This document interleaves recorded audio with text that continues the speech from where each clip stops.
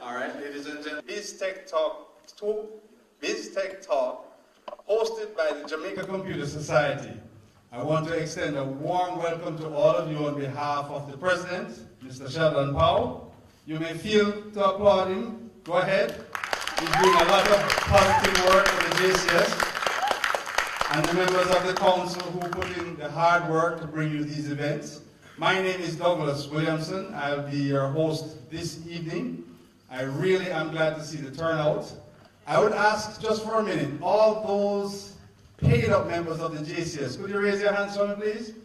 Raise your hands, Mr. President. It's looking good. It's looking good. It's looking good. It's a work in progress. So ladies and gentlemen, if you're not familiar with the JCS, it is the professional society for persons working in information technology. And we are on the rise. We are coming back. We are hosting several events this year. This is the second in the BizTech Talk series. This talk today is titled Artificial Intelligence Demystified. So we'd like to again welcome you. I know we had a few issues with the registration. It's a work in progress. We are going to promise you a smoother and more automated process coming soon. But just bear with us, and we again thank you for being here. Now friends, this evening we have three presenters who are going to share with us on the topic of artificial intelligence. You know, we are living in a time where data is just proliferating. Our field is defining the world day by day, second by second. And we have to be ahead of it, or a part of it. And the part of it that is on the cutting edge right now is artificial intelligence. And our goal today with our three speakers is to give you a little taste of artificial intelligence from the academic side and also through the relevance to security and the practical applications. We have our sponsors here this evening. Our sponsors are IBM World Trade Corporation. Please give them a round of applause. Thank them very much. We also have Simtai Corporation that is sponsoring this event as well. Thank you very much, sir. And of course, we couldn't be here without the Courtley Auditorium, so we really want to show our appreciation to the Courtley Auditorium.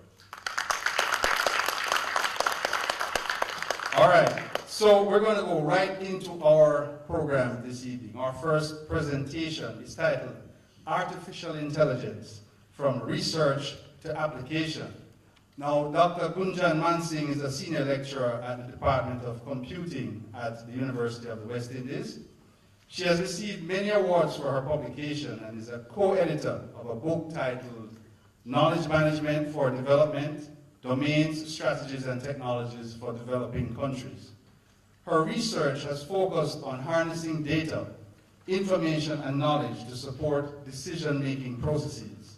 And she has over 40 publications in international journals, conference proceedings, and book chapters.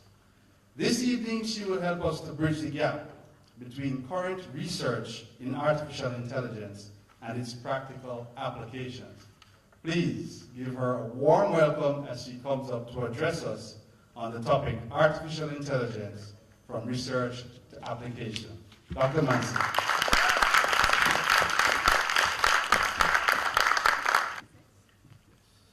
Thank you, Douglas. Good evening, everyone. Jason is sitting there telling me, how much time, and I'm not used to speaking for a short time, it's like 15 minutes. So I'll get on to the topic quickly. Okay, so when we hear about artificial intelligence, I see some young people out here. The first concepts or the first things that come to our mind are robotics and, of course, games. And a lot of people here are into both those industries. Today, what I want to take you through is artificial intelligence, but more from a data science perspective, because that is what seems to be the buzz around in this era. And from this, from the data science perspective, I think of AI in three ages. And if you look at the ages here, the age of the handcrafted knowledge, Then the age of statistical learning, which is where machine learning and deep learning come in. And then we are also soon approaching the age of contextual adaptation, which is where we want to go. Now, earlier on, actually from 1970s, we have had this age of handcrafted knowledge. And what we have there are expert systems which have existed for a long time. We are codifying expert knowledge from humans. Then there was a lot of data being collected. So it was like, why can't we use, rather than relying on human knowledge, let's rely on expertise from which is embedded in data and make decisions based on that. So that's where the machine learning emerged. And then more and more data that gave rise to big data. And then of course, now this, with the amount of computation that we have available to us, this has given rise to deep learning. And we'll speak about these concepts as I go along. So just this whole notion of demystifying AI, since the second generation that the generations I spoke about, second generation is the generation where we are currently living, I thought let me bring by demystifying those aspects of it. It is a very simple concept. Most of you have worked with databases. So you have your databases, you have your data basically, and in data you have attributes, you're putting that data into an algorithm which we call machine learning algorithms, and you get some kind of an output, which is either you're classifying or you're doing some kind of segmentation. So that's the whole objective of this machine learning. It seems fine when we were talking about data because we understood databases, we understood variables, we understood tuples. But the problem gets confused or complicated when instead of data, we now have images. We have voice, we have states. So how do we do machine learning for these now? So we want the computer to be able to identify an image. So it's the same concept, but it's just that the feature extraction process that you're doing changes. So even here, you were doing feature extraction, but the feature extraction was identifying variables. And in this, you have your objects and your voice clips. You are still doing the feature extraction and then classifying as what is what. Now, at this point, I would also point out this. This is the hype cycle of technology. Quite an interesting hype cycle because it says that when there is emerging technology, first there is a trigger of the technology, which is right here. Then when it reaches the peak, it is the peak of expectation. Everybody is expecting this technology to really bring all the gold and everything that it can do. And then you have here, which is the disillusionment. It didn't deliver everything that it should have. Then it gives to some kind of learning from mistakes, your enlightenment, and then you have the plateau of productivity. And this is this report was published by Gartner in 2016 in August. Where do you think machine learning is just now? It's actually right at the peak. At the end of last year, it was right at the peak of, so it is at the, you are expecting a lot from peak of expectation. So that's where machine learning is. And so we are not that far from it. We all have various expectations. So now let's see what these expectations are about. Now, in machine learning, like I said, there are algorithms that are working. After you extract your features, it is the algorithms which are doing all the work.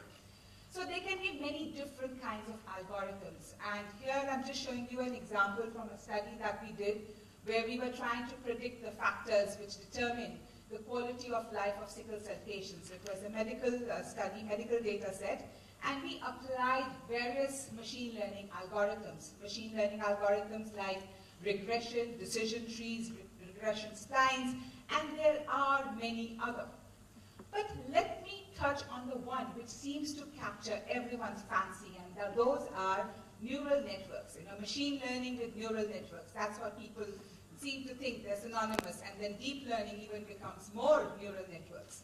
So when we look at neural networks, what is the objective of these neural networks? So in this slide, I have 8 written in many different ways. So you're giving it lots of examples, right? You're giving all these examples as input. Think of this as some nodes. Think of this as a black box just now. And what you have as output is the likelihood of something being an 8 or likelihood of whatever the input is not being an 8. So how is the machine learning? The machine is learning by providing all these examples of squiggly looking 8s that we have on the screen out there. So this is machine learning with neural nets. Then the other buzzword, deep learning. Let's look at deep learning now. So deep learning is that suppose 8 is not just 8 and we want 8 to be written in many different locations on the piece of paper. That's fairly straightforward for us to see as humans. We can learn pretty quickly that that's an 8. But for machine to now learn, the data becomes even much more amplified now, right? The input data, the 8 could be anywhere on that piece of paper.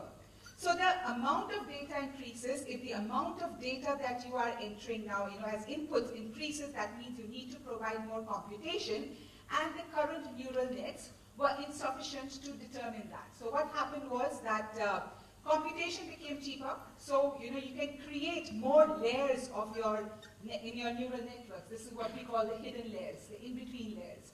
And if you create more hidden layers or the in-between layers, that's what you're doing is increasing computation, and then this machine can determine by scanning this sheet of paper whether it is an 8 or it is not an 8.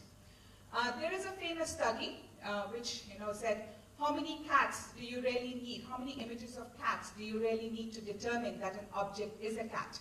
Do you know that number? You need 10 million images of a cat to be able to identify, for the machine to be able to identify that yes, it is a cat. Try teaching that to a child. Maybe 3 or 4 cats you can teach them, but the machines really needed 10 million examples to determine that something is a cat. So if you have all that data, great. You can do machine learning, you can do deep learning, but if you don't have all that data, that's when the trouble, that's when the peak of expectation is going to come down to the disillusionment. So now let's time this with AI, because we have been talking about the ages of AI, and then I'm going to take you through some examples that we are working on research projects at UE. So the first age is when we were talking of the handcrafted knowledge. That's where the expert systems comes in, where you're codifying the expert knowledge. This was, as the second slide showed you, started off in 1970s, and it is there in some form. But what aspect of AI does it embody? It actually focuses on reasoning aspect. You're codifying the knowledge and you're reasoning over that knowledge. That is what the first generation was. The second age has a lot happening in there. There was machine learning, there was big data, there is deep learning, and also there is this whole bunch of this AI toolkit, as it is called. And what is included in AI toolkit? You have your natural language processing, you have image recognition, robotics, question answering. I think our IBM person will tell us more about what's it. That is another buzz thing. And adversarial training. I don't know, the next talk is also security. So security and machine learning is also related to this adversarial training, and lots of other different kinds of learning. Then of course, in the consumer world, in the business world, you want to know more about your consumers. You want to know when are they likely to leave, when do they become profitable, how do they think, what are they, or when you're thinking of devices, when are these devices, when should they be changed, when do they need to be managed or maintained, and if there are transactions, how many transactions are fraudulent.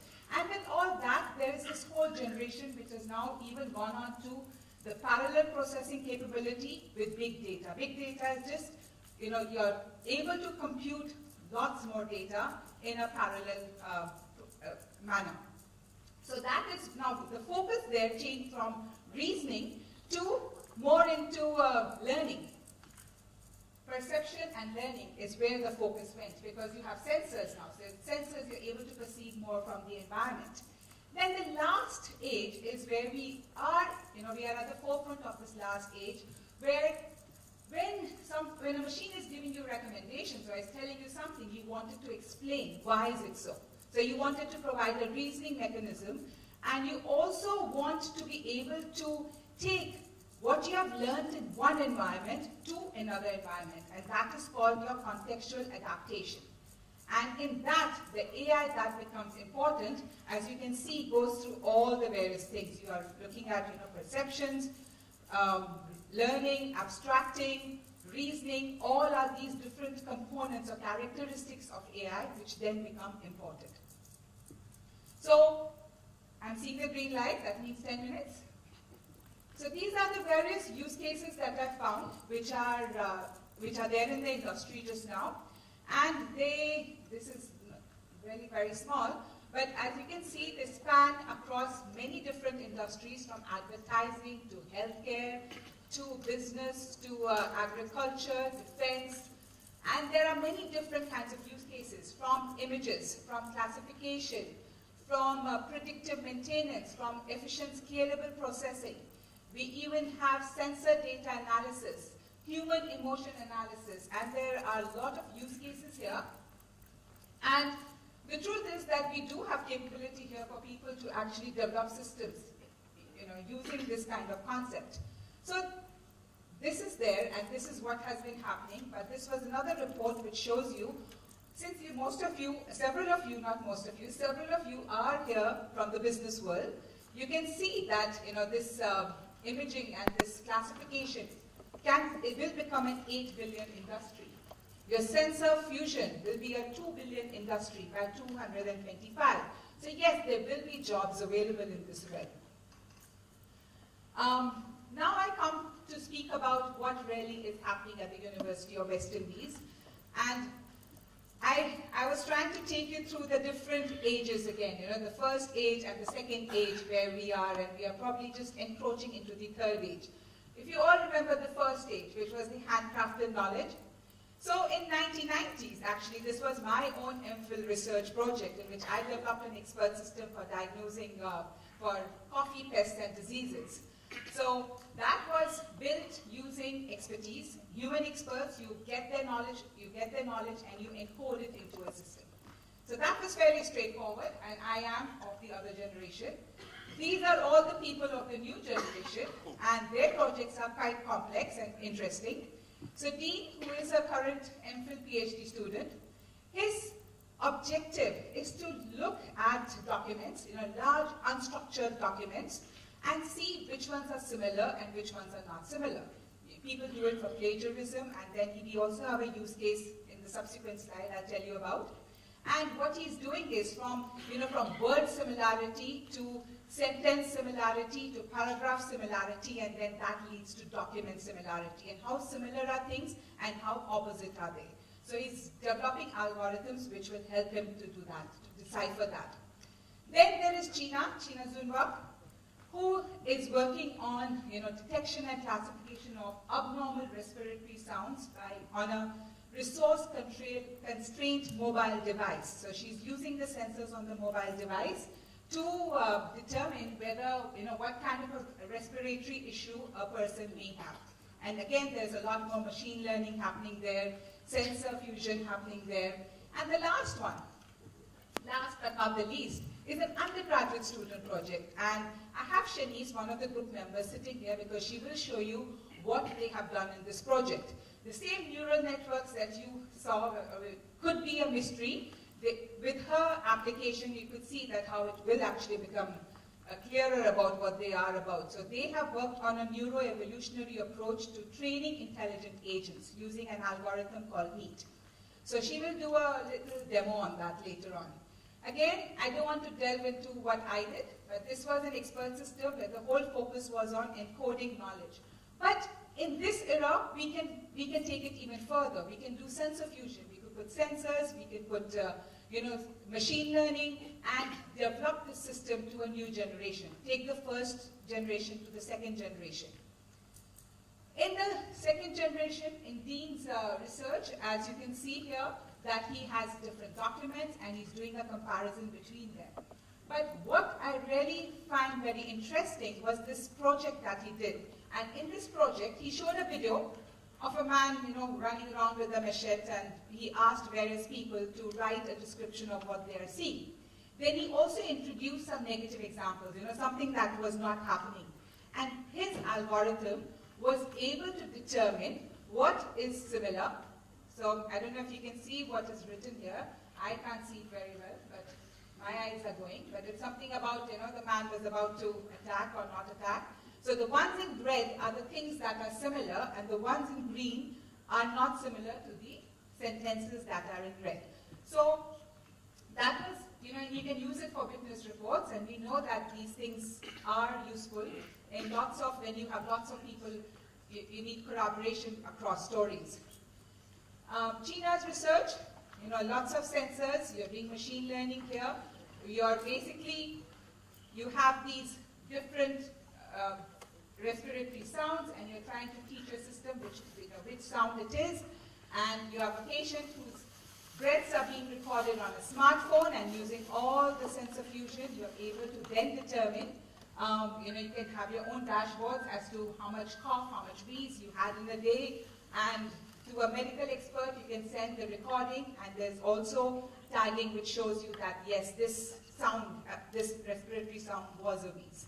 So this is China, who's wearing her device and showing what is possible. Now to the last project, which is about neural networks. Like I had said previously when we were doing machine learning, that think of neural network as a black box. But a black box with inputs and output. Now what is in this black box can be in many different ways. There's a topology, as we say.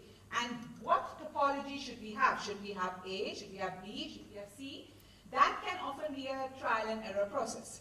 So which topology to have, because that is what will determine how good your neural network is or how well it has learned. That is often an issue, and people have come up with many different ways. So one way is by using genetic algorithms, which is an optimization method. And again, from biology, those of you who may have ever done biology, you have population, you go through a selection, reproduction, crossover, mutation, and you basically have a new species. And you expect that this new species is better than the initial population. So what you do with these neural nets is that you've given all these topologies, you provide them as a population, and then you take it through the cycle with the hope that you will get a better species being created. So with that, I will call Shanice to actually walk you through the two agents that they developed. We use the algorithm NEAT to implement using Tetris. I'm sure you're familiar with Tetris.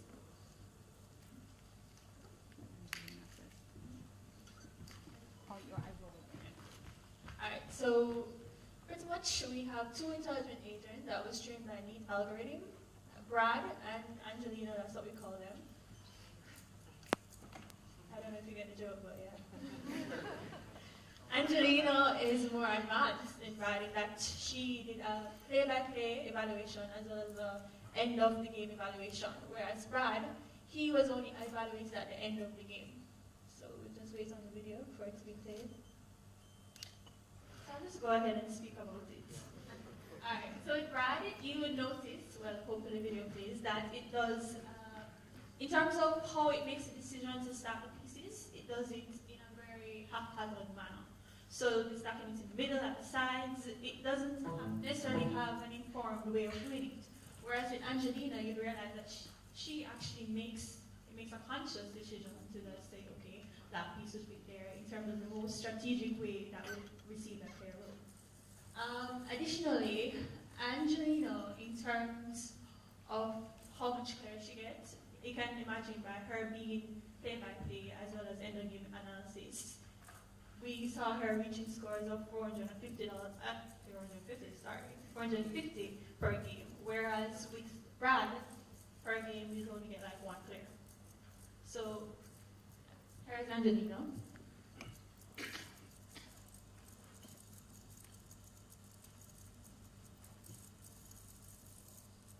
So this is learning. As you see, in the initial stage of learning, she actually got a clear line.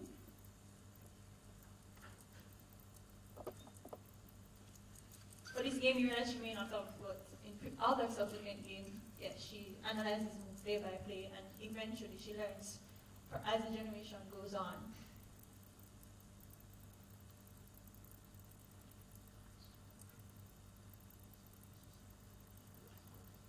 Yes, pretty much. So, more generations you have, the more better it is to learn.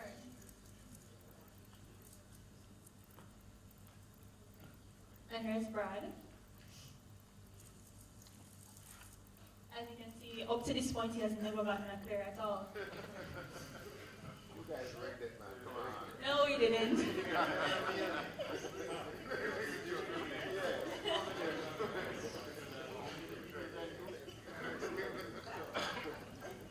was a gender neutral group because there were two ways of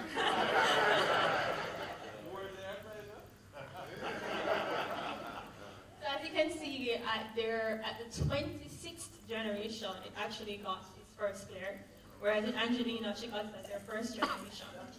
Okay, so you may not understand the concept of generation, but it's pretty much you have, it's similar to humans, where you have persons, where we have players.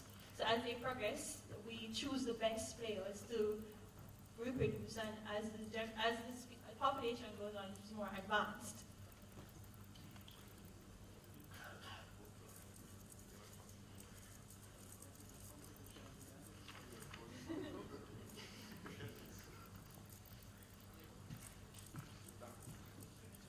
Okay, so you may wonder, how is this applicable? Because at the end of it, you want to see how is it that you can take from a concept, its practicality in the real world application.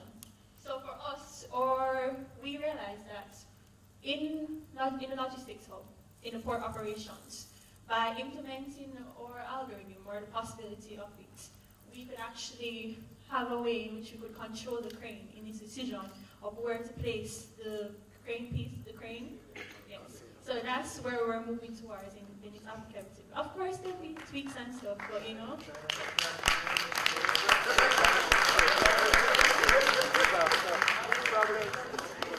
So, this one was working. Okay, just one last slide to just show you. I know our graduate students and undergraduate students do a lot of great work, and she's graduating just now, so she is looking for a job. But this was a recent study. This is my last slide, and I wanted to just point out something out here. That in this study, this was an article in Guardian, which said that AI programs exhibit racial and gender biases, and the research is revealing that.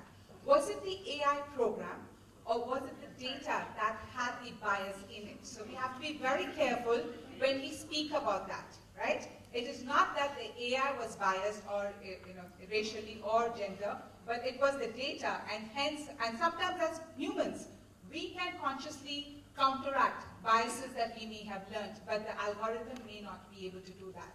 So this is something we have to be careful about as we move ahead with lots of data in our world. Thank you.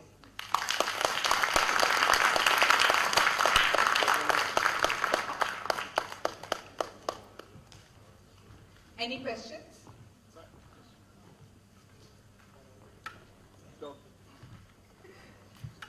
Sorry, one question about, you said that it takes the machine 10 million images for it to identify a cat. If you limited the set, so I said cat or pencil, are the only two things possible, how fast does the machine identify a cat?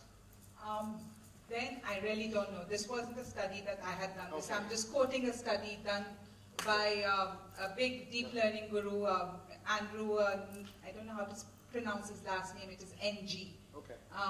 But that's what they had quoted, that you basically needed 10 million, and the more, I guess, the inputs you provide, the better the algorithm will be. No, I can understand why you need 10 million, because if it's cat or anything else, you have to see a lot of things to understand cat. But if I limited the universe of possible images, it could be, so cat or pencil, it would change. It would change because the classification, it's a classification problem as to what the classes that you are predicting are yes or no in a way. Right. Cat or pencil. So then that would require less data to train, of course. Thank you.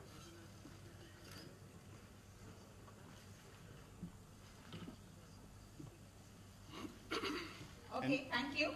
I hope it was demystified to some extent.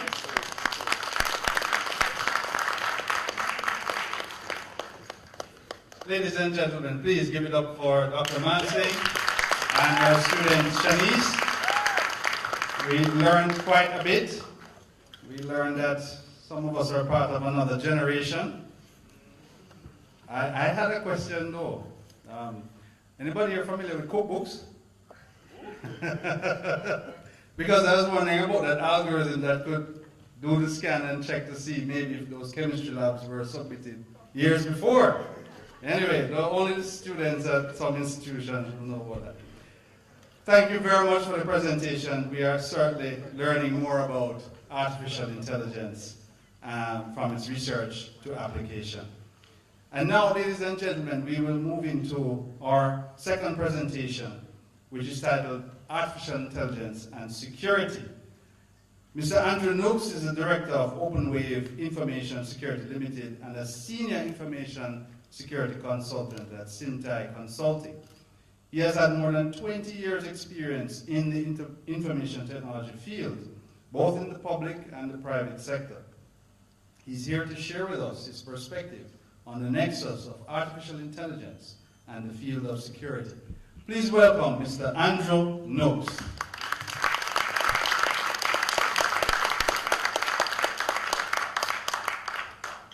Well. Good evening, everybody. Mr. President. I know some people don't want to be called that in the era of... But if you look at the title of this presentation, it is called Ramble. And for some, ramble is a nice, easy walk through the countryside. And for others, it's just pointless discourse that is going to end up nowhere. So you can decide if it was pointless or it was just a walk through the auditorium. All right?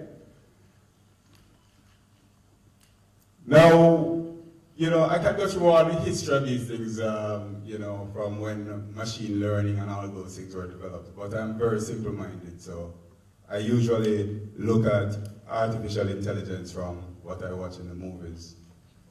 So here we have Jarvis from just another very intelligent system from the Iron Man era. And Jarvis was a personal assistant to the Iron Man himself, right? We have Colossus, and the story of Colossus back in the 1970s, this machine, partnered with a machine out of Russia and, made some decisions about human and what humans are trying to do in terms of destroying themselves or otherwise. So it decided that, hey, we're going to put up some kind of resistance. The Age of Ultron spoke about the Avengers and machine trying to take over the world, so to speak, because humans are incompetent. Are we? This is my all-time favorite. And for me, my interpretation of the Matrix is that the Matrix took place in a computer system somewhere where the Oracle, the big database that knew everything, but didn't provide any real answers unless you asked it questions. And I know Paul is going to talk about the whole QA thing with Watts and all of that. But this was my all-time, one of my all-time favorites. All right, and in the Matrix, you could basically download data from anywhere into your brain. Can you imagine that? Download data into your brain, data about fighting, data about weapons, data about flying an helicopter. But what does this have to do with security? As I told you, I warned you, this is just my ramble. Real examples of artificial intelligence recently, Google beat the Go champion. Now Go is a very complex game. If you know it, one person is trying to surround the pieces of the other person and take control of them. And, of course you have, one of my favorite apps now is Google Translate. I can take Google Translate from any language. I can turn my camera on and I can put it on a page that has Korean, for example. And I'm reading through my device screen and I'm reading English. Or I can stand in it. Doesn't it annoy you when you go in an elevator and people are just speaking a different language and you don't know what is going on, what they're saying. You don't know if they're talking about you or anything. Now, Google Translate helps you to just turn on your microphone and just translate there on the spot. It will even detect the language. If you don't have that app, then you should download it. But then, remember, for every app that you download, you're giving up something. You're giving up information. But we wouldn't be talking about artificial intelligence if we didn't give up information in the first place, right? Because the drivers, some of the main drivers, and Doc spoke about big data and data science and all of that. Some of the main drivers is big data. Internet of Things is feeding big data because it is collecting information from all about. Anybody remember God's Eye from Fast and Furious, where they could basically take control of any device with a camera to see what's going on in the vicinity? Doc spoke about deep learning or machine learning, and of course there's robotics. All right? I hope you're not following me because I'm rambling.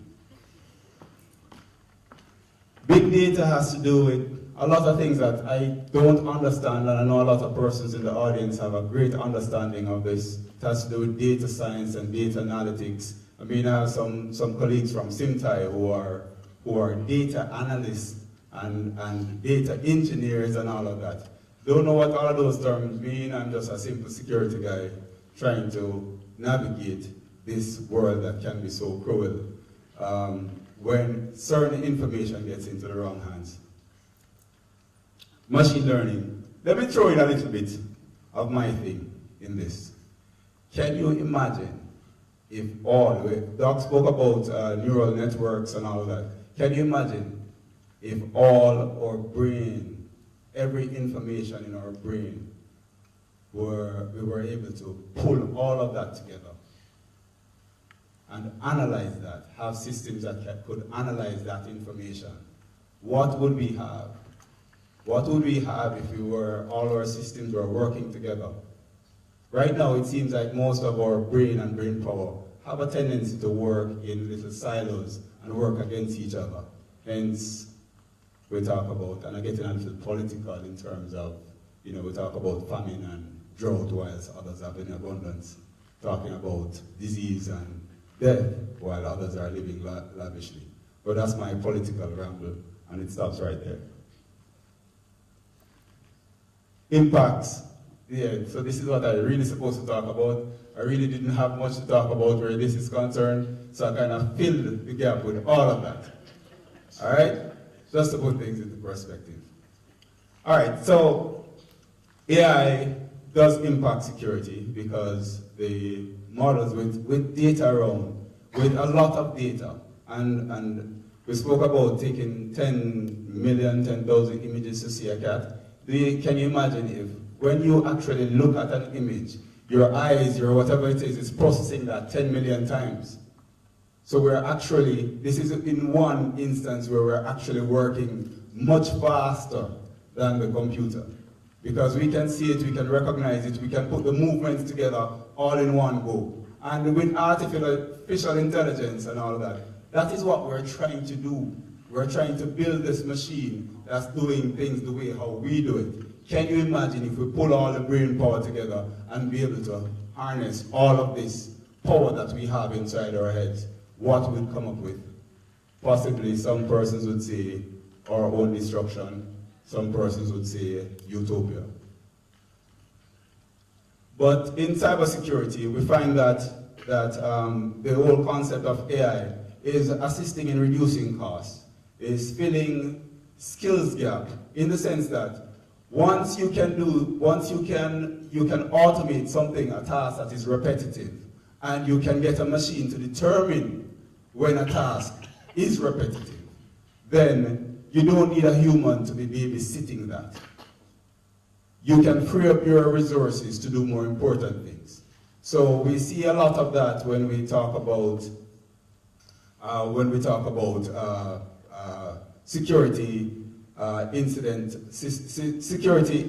management systems. We see a lot of those things where you're pulling data from all your devices from all over, and then you get the results, and you sit over it for hours and wonder, so what is this result actually saying to me? You know, and all the developers of log analysis software and all of that will pull everything together, and then they give you something and say, now you go figure out what we're telling you. And most times you're going to spend hours upon hours still trying to figure out if you have a problem or not. What is this thing saying? Right? Machine learning, artificial intelligence will help will help to solve some of those issues, resolve some of those issues. You'll have more intelligent solutions, if you want to call it that. Machines, as the doc pointed out, needs training, and that training, it has to be extensive.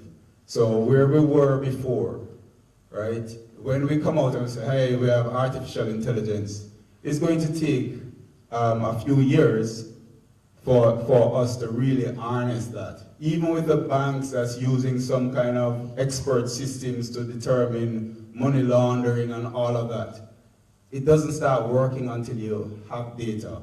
The ones who are trying to prevent fraud, you can't prevent certain levels of fraud if you don't have enough instances of that fraud to be able to automate and to detect and to put in prevention mechanisms. So there's always a learning period. For those of you who do have antiviruses that are proposing to be intelligent, or intrusion prevention systems, they sit there and they learn for years before they start showing any kind of value, right? So it's all about, again, it's going to be all about the data that we can harness.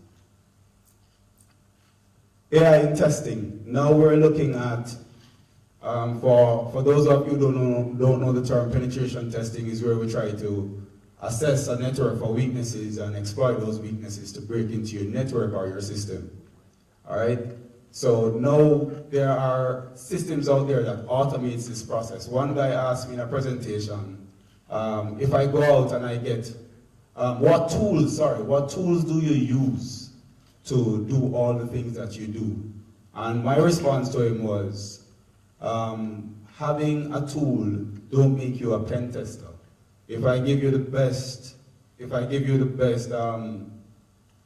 toolkit in the world, it doesn't make you a great mechanic, right? You also have to have the rules that goes with that, right? Machine learning and artificial intelligence is changing the game a little bit by harnessing the power of data.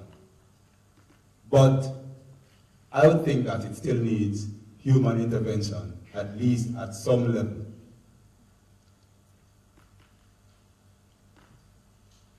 A colleague of mine asked me to throw this in. Do you provide your information voluntarily, or is it going to be taken from you?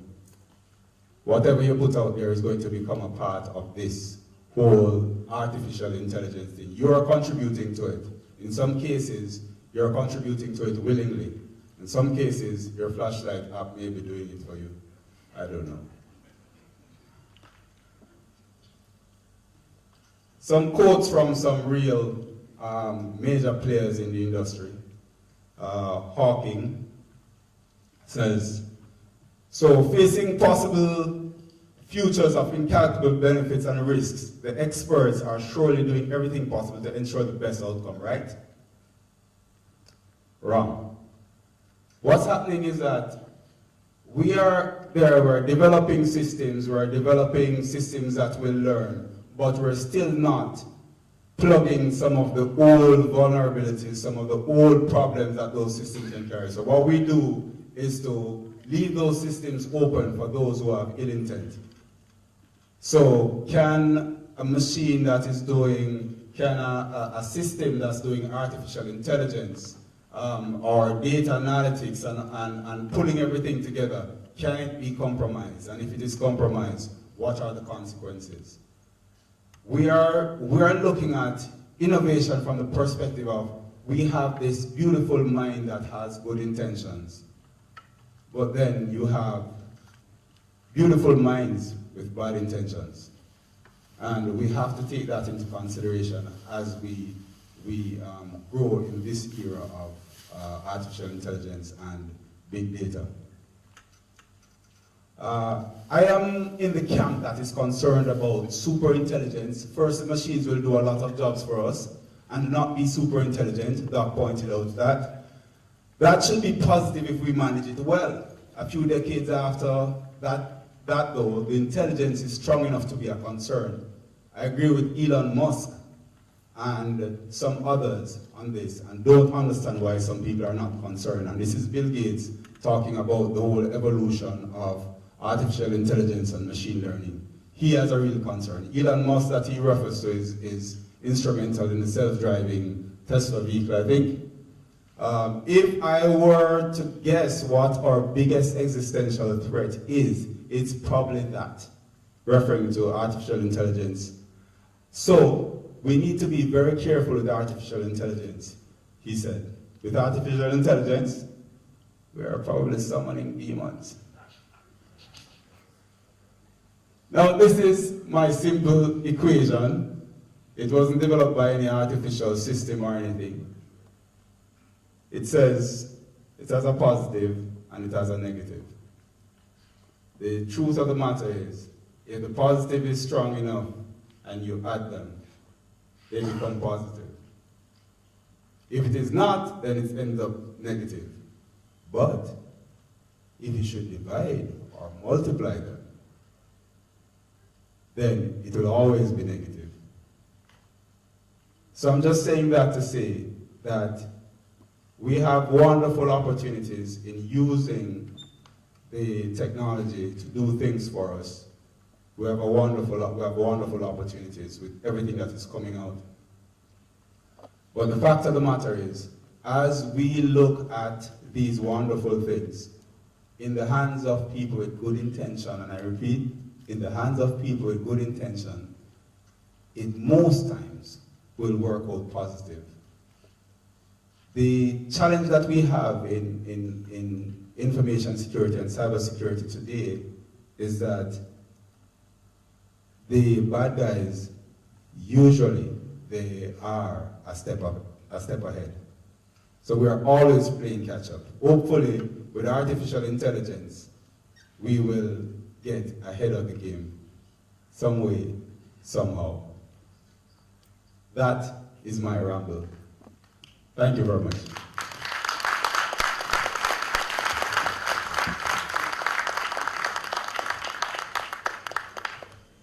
Any questions for me? Yeah, one question in the top.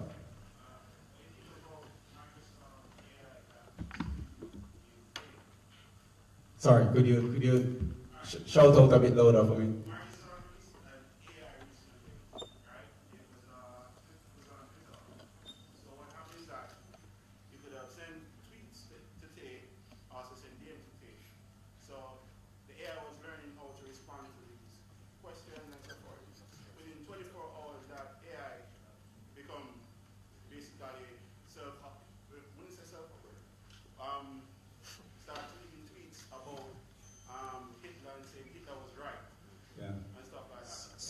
So again, it is the age-old thing about systems and computers doesn't change. What you put in, whether it be the rules, whether it be the data, whether it be the constraints, whatever you put in that computer, it's going to interpret that and it's going to put that out. So if someone is tweeting 1 million comments about racism and training the machine, remember it is about learning. So if the majority of the persons that's submitting information to that has negative racial slur, then it's obvious that the system is going to be skewed towards that. And Doc did mention something about that in her presentation. So it's not necessarily that the machine went bad, but it had some bad actors that were training the machine.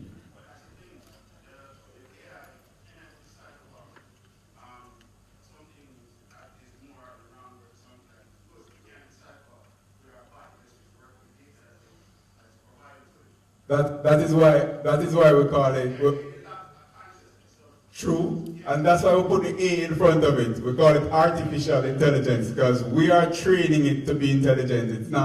It doesn't have emotions and rational, and it's not going to decipher.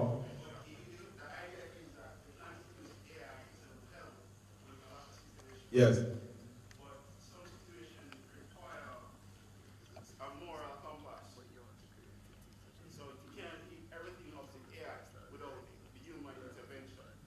I totally agree with you. Because if we leave everything up to AI without human intervention, then chances are we'll starve to death. Because the AI thing don't need to eat, right? Question? Yes, that's kind of a follow-up to that.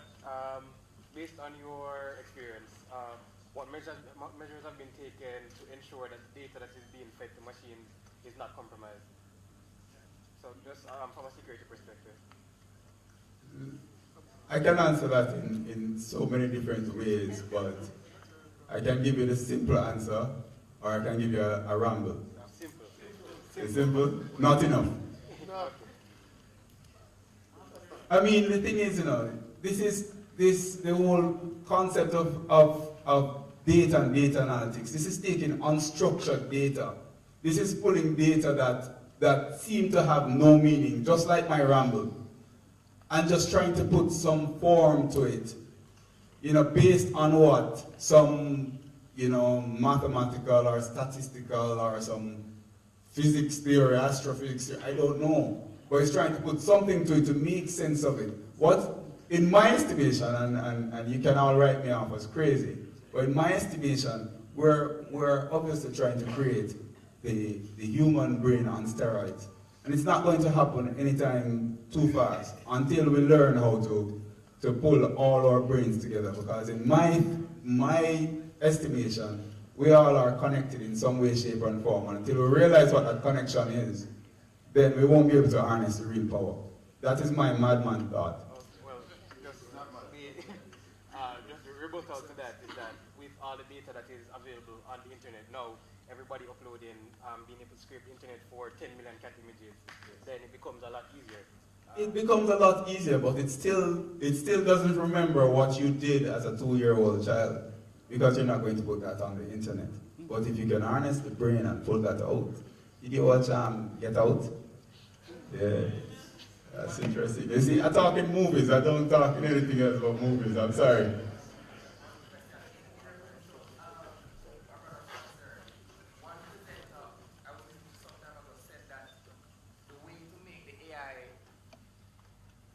Address that concern is by training it, is by building rules in it that makes it assume that it doesn't know what to do in moral situations, and then it seeks additional input whenever it needs to make a decision that will affect a moral issue.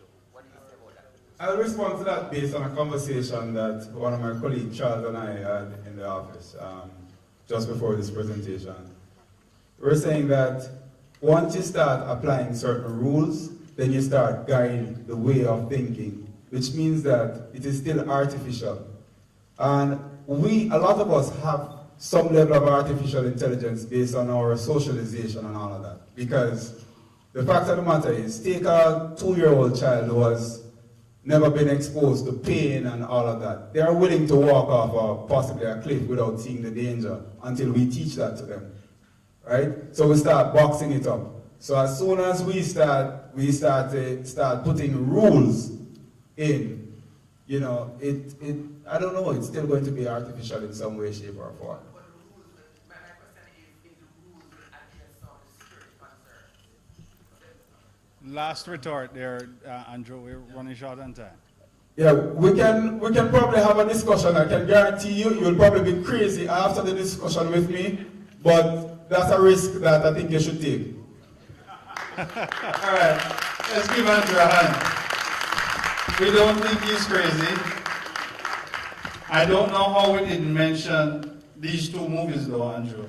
We haven't heard Skynet being mentioned at least once. It was there? Okay, I'm gonna need some glasses. And Battlestar Galactica, how about that? How about that? I came up with about 25 movies, but then I realized you only gave me 20 minutes. Okay, good. All right, thank you, Andrew. Thank you for sharing with us. I am very confident, however, that Paul Iwasik is one of those good persons that will guide us into the next presentation. Artificial intelligence and cognitive computing are dramatically changing how business is being done. In this talk, Paul will explore what drove us to this revolutionary technological moment in time and what successful companies in various industries are doing to capitalize on it, as well as what we can do to begin our roadmap towards becoming a company that is driven by artificial intelligence. Ladies and gentlemen, please, from IBM, please welcome Mr. Paul Iosik to give us a presentation on the path to cognitive and artificial intelligence. All right, thank you so much. And following these great speakers, I have a lot to live up to here, so I'm going to do my best. And to give you guys a bit of background, my name is Paul Iosik, and I cover the analytics portfolio for the Caribbean. And here's a little bit of background on myself to give you some context. What that means is I cover the IBM software portfolio for big data and analytics across all of the English and Dutch-speaking Caribbean, as well as all industries. So what that means is I speak to C-level executives across government, banking, telecommunications, insurance, retail, pretty much anybody who wants to start leveraging data to make data-driven decisions. And a little bit about myself, I actually have a business background, and the reason why I went into analytics is I fundamentally believe that analytics and big data and artificial intelligence is what's going to drive the next era of business and drive competitive advantage like nothing else. So I'm a sincere believer in that. It's not only going to change business, it's going to change how we live our lives and even how countries are governed. So it's a very important topic that we all need to realize and understand. And I really look forward to bringing you through this. And also a big shout out to the questions that were asked in the crowd. I fundamentally believe that the ethics of artificial intelligence is one of the most important topics of the next 10 years. So the fact that those are questions that are going around the room right now is a very, very good sign. So thank you very much. So let's talk about what makes artificial intelligence viable in 2017. And the reason why I say that is right now we're starting to see an incredible jump in the prominence of artificial intelligence and big data in changing how companies are being run and how business is being done. So, first of all, the main ingredient to artificial intelligence that we've seen a rise in lately is the increase in data. So, as you can see, access to data is the foundation for what I call a cognitive business. So you can look at things such as your transaction history, your customer support data, you can look at the effect of your marketing campaigns, and all of this is the structured data inside your organization that we've been analyzing up to this point. And yes, that's important, but that actually only represents about 15% of the data that your organization can capitalize on. Let's look at the rest. So data that can help you really, really compete and set yourself above is that unstructured data. And we alluded to it in the earlier presentations, that this is not as easy to analyze as the structured data. Structured data is data that's inside of rows and columns. It's typically in words. It's very consistent that you know that this is a number in the number slot and this is a name in the name slot, for example. But unstructured data is not that simple. You have people writing in slang and dialects in social media. You have videos with unique graphics. You have blogs, you have news, you have fake news, you have geographic data, you have sensory data, you have weather data. Because, for example, if you actually incorporate weather data into your business algorithms, for example, that's one of the most important data points in retail. Because, for example, if it's really rainy or if it's really sunny, that could affect an ice cream shop dramatically, for example, or if you're going to go to the mall, or even what time you're going to show up at work. I swear it was the rain. All right, so the world is awash with data. And the reason that I say this is because every 2 days we generate as much data today as we did from the beginning of time to the year 2003. Think about that for one more second. I'm going to repeat it for dramatic effect. Every 2 days we generate as much data as we did from the beginning of time to 2003. And the most unique thing about this point in time today is that only 0.5% of that data is actually being analyzed. And the reason that's important is because the companies that are actually starting to analyze this data, which I like to call dark data, are the ones that are setting themselves apart and seeing incredible competitive differentiation. Just think about the US stock market, the companies that are sitting at the top. You have companies like Google and Microsoft and IBM. Sorry, I just had to do that. And then also Facebook. But think about those companies because of the fact that Facebook, for example, has a very small set of employees, but such a high market value. And that's because of the data that's inside. All right, so this is one of the reasons why the world has changed in the last 10, 15 years. So in 2005, that's a picture of the inauguration of the Pope. You can see one cell phone in the top bottom right corner of the first picture. See a couple people looking backwards at why is this person taking a photo of me? But if you look at 2013, you can see someone holding up a tablet. That means that that person has a tablet in their hand and probably a mobile phone in their pocket. And what this means is that every single person in that audience is actually transmitting data every single second. So let's just think about that cell phone for a second. The cell phone can transmit your geolocation data. It can tell you when you wake up. You're asking how does that work? The first thing I do when I wake up is I turn off the alarm on my phone. Yeah. So, and then what I do is I put it in my pocket, I walk over to the kitchen, and I'm going to keep going on tangents here, so I've got a little bit of a ramble myself. And the fact is, each individual person has a unique way that they walk. So if the sensor in your pocket, which is your phone, can analyze that, you can tell if it's me walking with my phone or somebody else. Yeah. So the thing is there's so many different data points that can be taken into consideration, and that's just from the geolocation of the phone, where the photo is taken, and also all of these different videos have different data points that actually could be analyzed. And now let's look at some of the applications. Okay, so here's just a second on the internet. In a second on the internet, you have about 319 accounts created on Twitter. You have about 133,000 Google searches.